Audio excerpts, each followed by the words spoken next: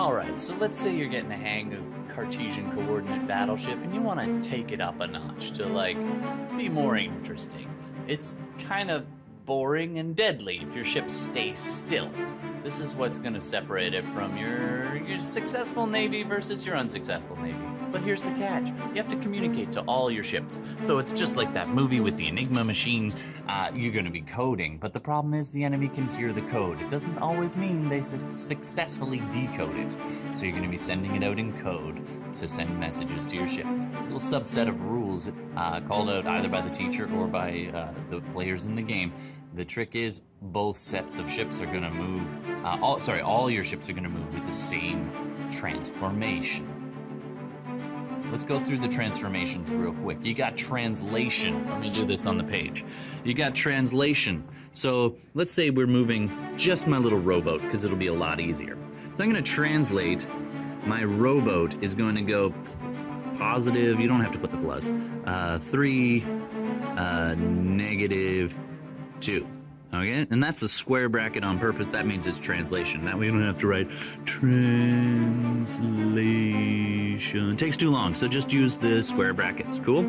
So I'm going to translate this rowboat 3, -2.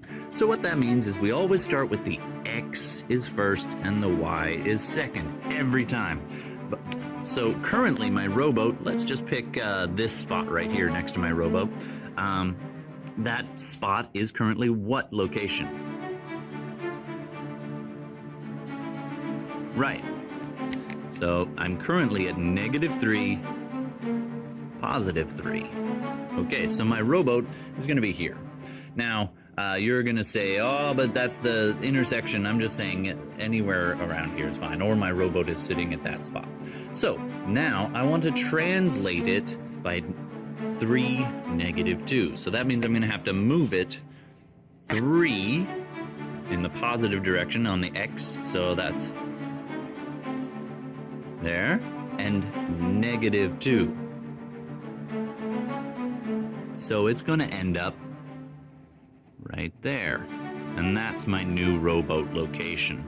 Now, how do I tell the difference between an old one and my new one? I'm just going to add a tiny little tick mark right here next to that so I know that it's new. Here's another trick. If you're playing the game, obviously you could erase your old ones if you want to spend the time doing that, furiously erasing.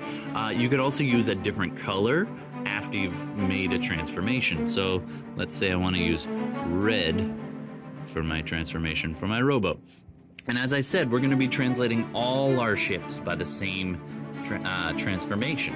So, and I'm saying transformation because that means any transformation. That could be a translation, which is like a slide. It could be a mirroring. It could be a rotation.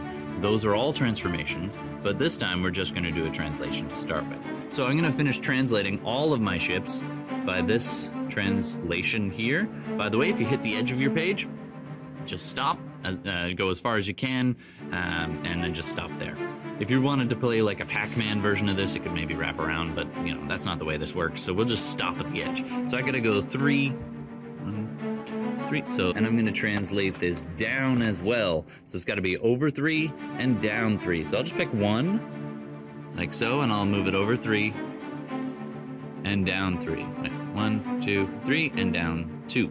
1, 2. So my new battleship location should be right here if I've gone through a translation. Cool? So I'm just going to do the next bit kind of quick. Battleship.